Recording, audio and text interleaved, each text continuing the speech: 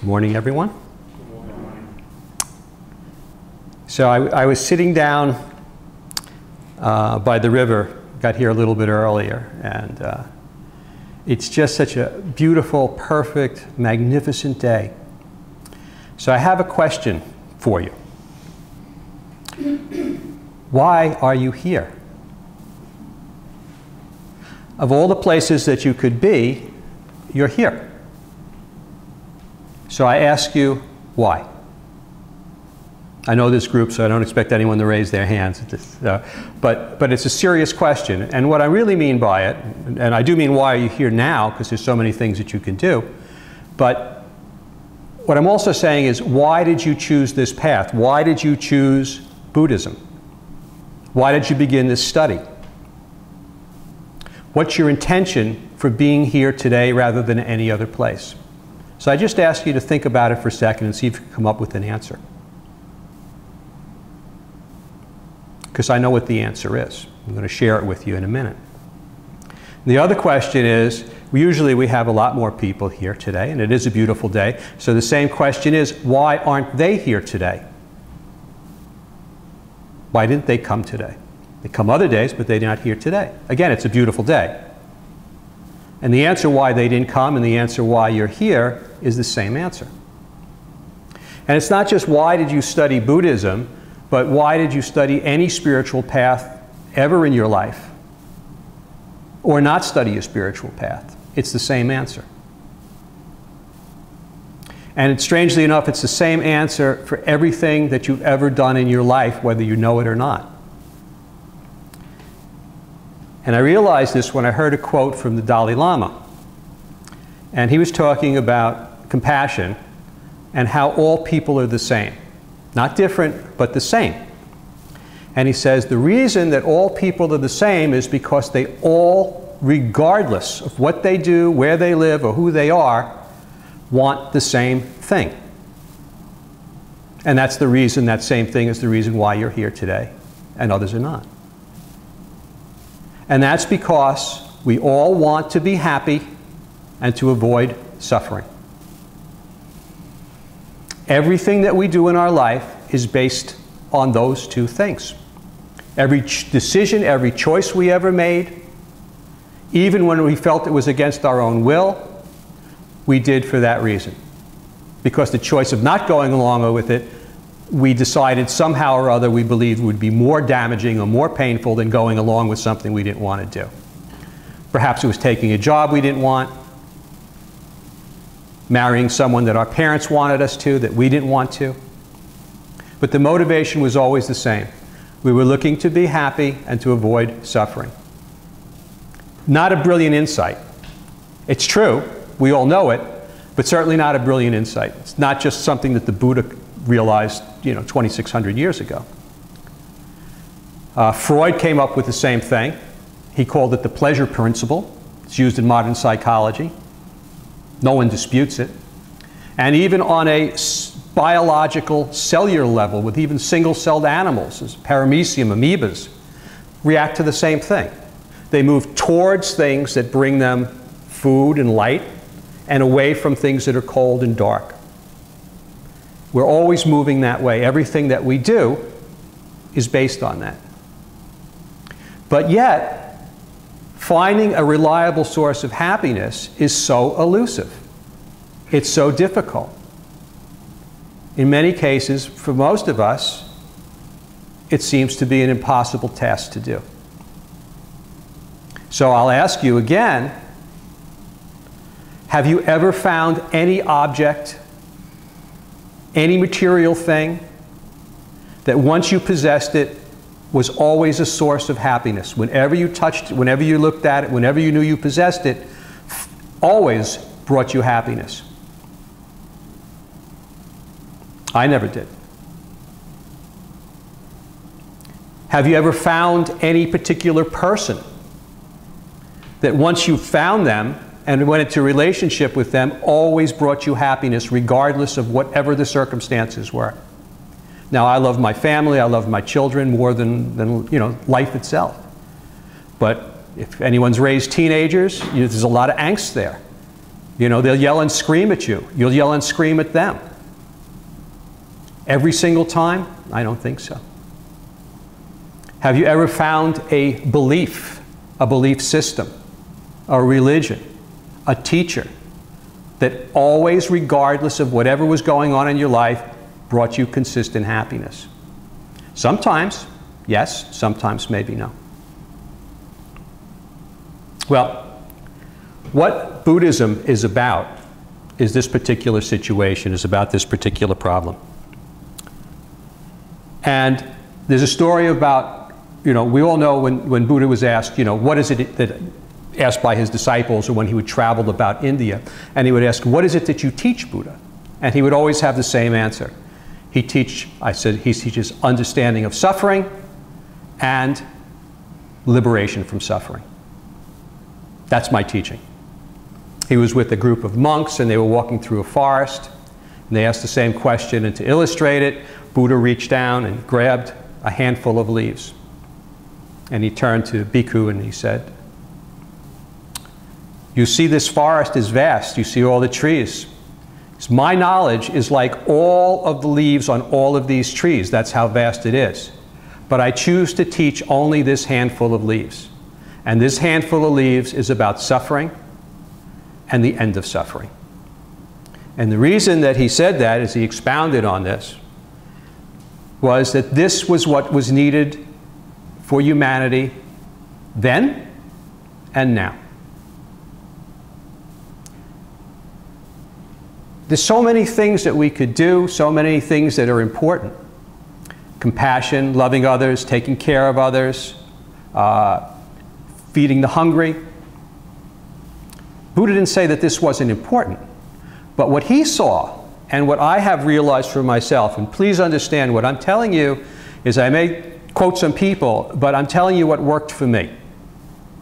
What's true for me. It may be true for you, it may not be true for you. I'm not saying that you should believe it. Buddha didn't even say you should believe him, because he was the Buddha of what he wrote or what he said. He said you should listen to it, keep an open mind, try it for yourself, and see if these things work. So there are three basic premises in Buddhism. Buddha taught Four Noble Truths, Eightfold Path, the 12 Links, and then the Prajnaparamita Sutras. And basically expounding on different levels of liberation from suffering, until finally ultimate liberation, which is total liberation from suffering. But what we need to be concerned with, or what I'm concerned with now, is how to reduce suffering in my life and the lives of those that I care about and those around me. And also it extends to all people, because at a certain point, I think that when you find a happiness and a sense of security and happiness for yourself, human nature is to want to share it. So in solving the problem of suffering for oneself, it's the beginning of solving it for all beings. So one of the things, the basic teachings that I'd like to talk a little bit about that's always been an inspiration to me, is called the 3 poisons, or the 3 root delusions. And why they're called the root delusion, because this is what Buddha said was the root of all of our suffering, these 3 things. And if we could cut this root, then we would be able to cut the suffering that we experience in this life. When this is usually taught, it's usually expressed as greed, hatred, and ignorance. Have you heard that before? I don't like the way that it's expressed that way, because I think to many people it's very misleading. Because it's a very subtle teaching, and greed, hatred, and delusion is not a very subtle way of expressing it. And a lot of people may walk away upon first hearing this teaching and think, well, I'm not really greedy today, and I'm not hating anything, so I'm doing the teaching. But that's really not what it's about. It's a lot more subtle and a lot more depth than that. So let's just take a quick look at each of the 3. Another way to express it, instead of greed, we can call it attachment or attraction. Remember we talked about that paramecium, or that little amoeba. And basically all it says is, when we find something that's pleasant, we're attracted to it, we want to possess it, we want to make it ours or part of our life, and we go after it. We want to grasp it. We crave it.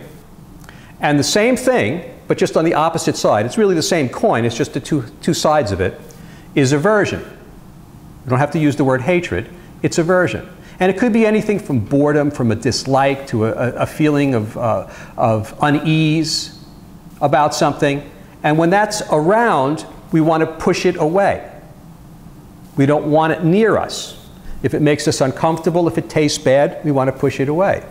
My daughter, if she has something on her plate that she doesn't like, she will actually pick it up and put it on someone else's plate. It's, you know, she did it since she was a kid. She's 22 years old. It's a little embarrassing. But it's an aversion. She wants to push it away.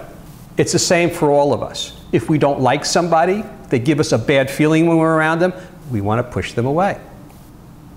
If we like somebody, they make us happy and they want to laugh, we want to be near them. We want to be close to them. We want to gravitate towards that person or that thing. Attraction and aversion. There's one thing that the Buddha talks about in this that kind of is like miracle grow for it. And it's called inappropriate attention.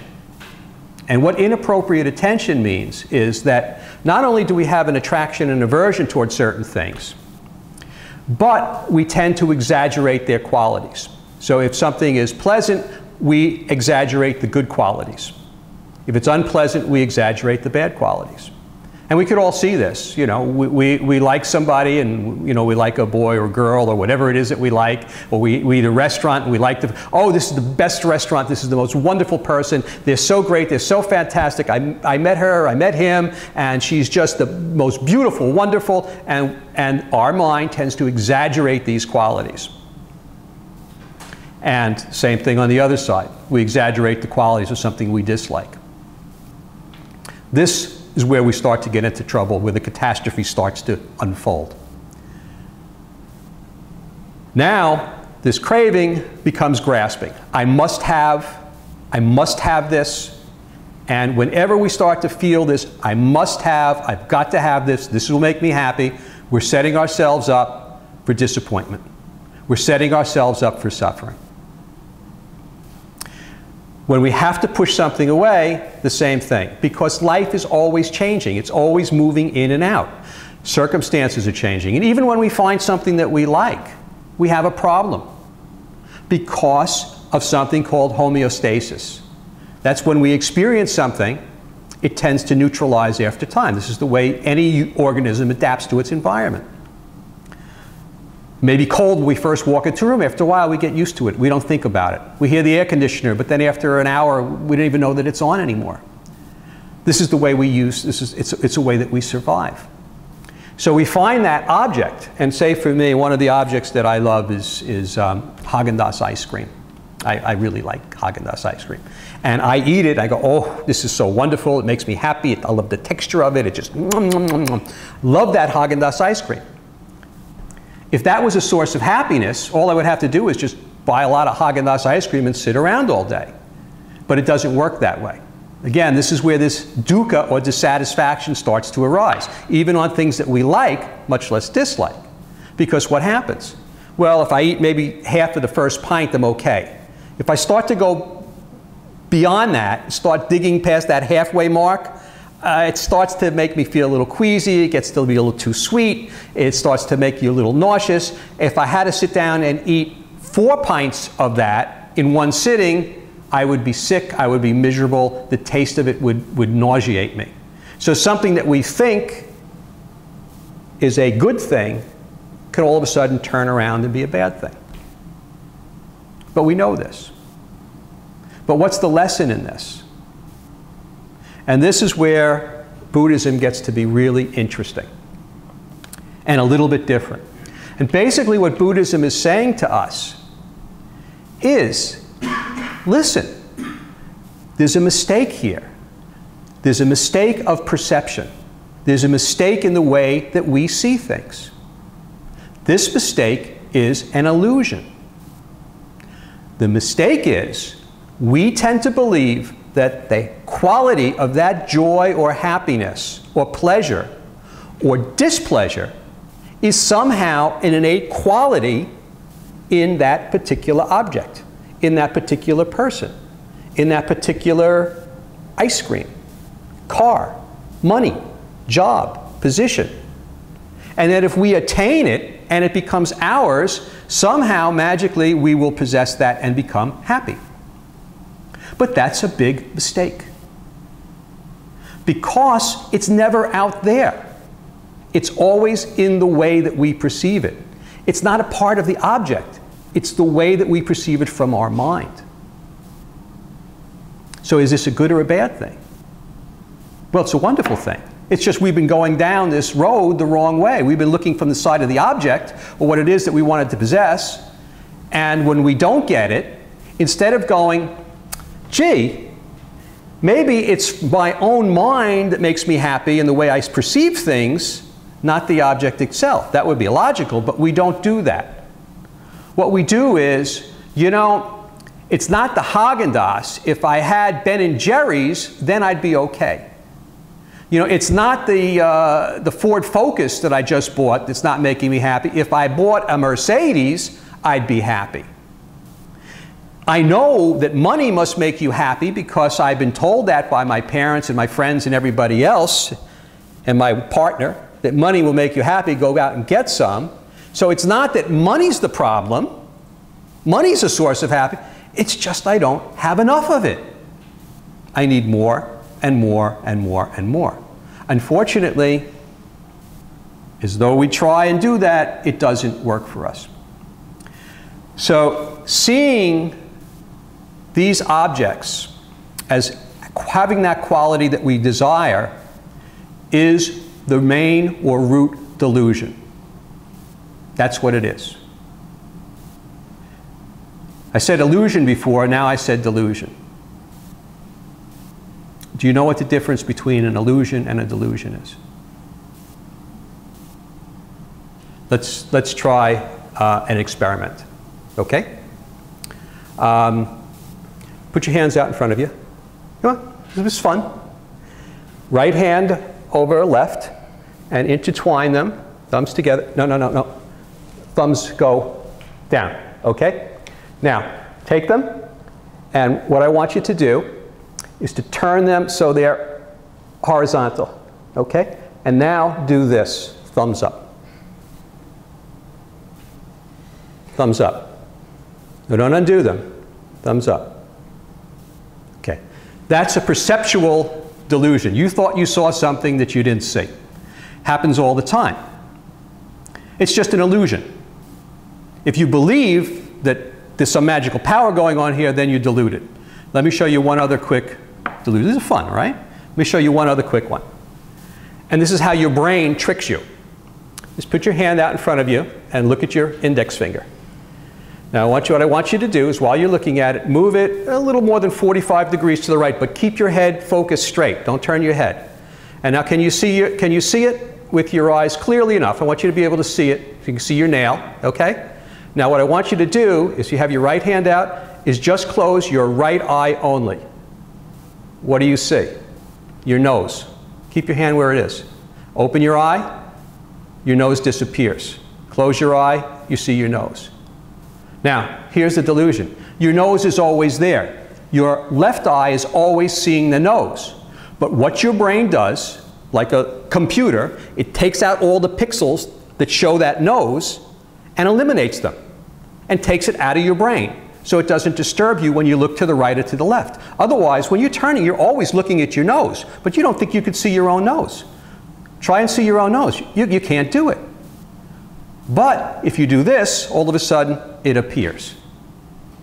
It's a perceptual delusion. Our mind creates delusions all of the time, constantly. What we think is reality is just an interpretation of our brain for the most part. It's tricking us. Now, how can this be a deadly thing? For one, when it comes to finding happiness and freedom from suffering, It's what jams up the works. And I'll give you a story. Back in January 3rd, 2004, a Boeing 737 took off from an airport in Egypt, 4:40 a.m. It was a crystal clear night. It was still dark out. Not a cloud in the sky. Sparkling stars. The pilot was Kedar Abdullah. He had 7,444 hours of flight time, was one of the most decorated Egyptian MiG pilots and a hero in the Egyptian-Israeli War. The flight took off. It was an almost brand new plane, just had undergone maintenance.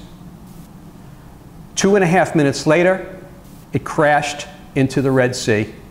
155 passengers were all killed, which were French tourists returning home from Christmas vacation, and all 13 in the crew.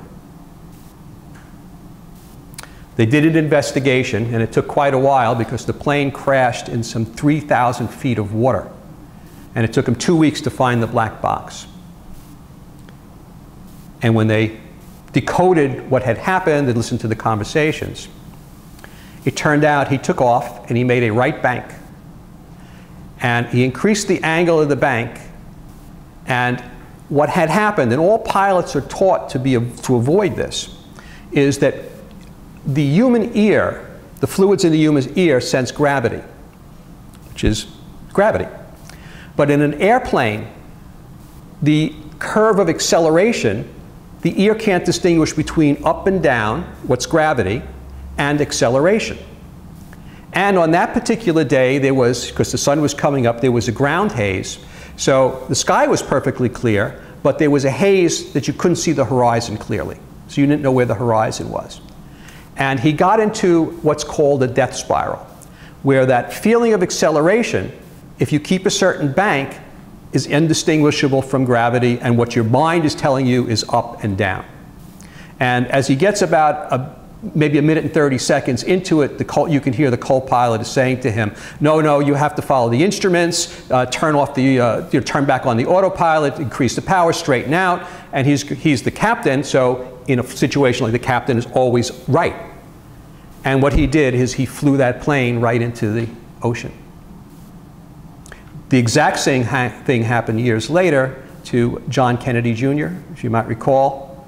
And he was flying from Teterboro Airport to, I think it was Block Island, and crashed into Long Island Sound. Exact same thing. Haze, didn't see the horizon.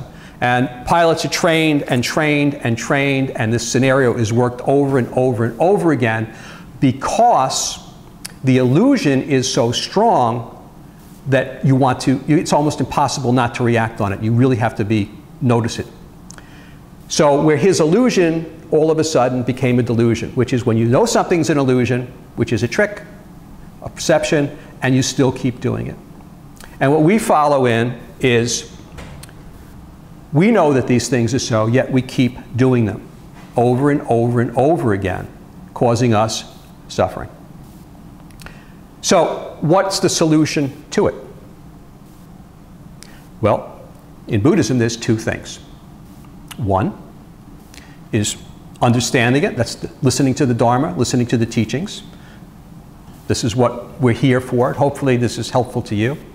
And the other thing we just did a few minutes ago, which is meditation.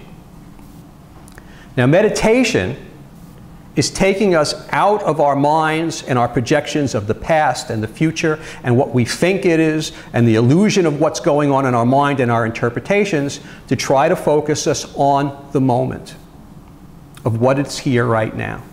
And there's a story of a queen in an ancient kingdom in India.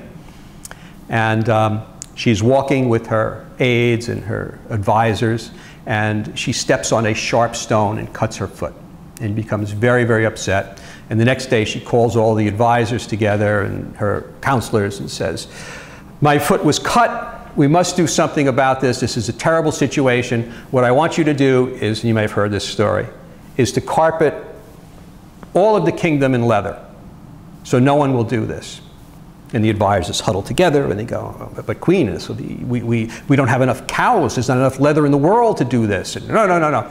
And they know it'll ruin the country, so they get together and they say, we have an idea. How about instead of carpeting the whole country, we just put the leather on the soles of the feet of our sovereign, of our subjects, and you. And she goes, well, that'll be fine. That'll work. And that's, of course, shoot. But the point of it is, what was important was not covering the whole kingdom with leather, but the point of contact with the earth, the point of contact with the ground. And meditation is where we focus on that point of contact with reality, with what is at the moment.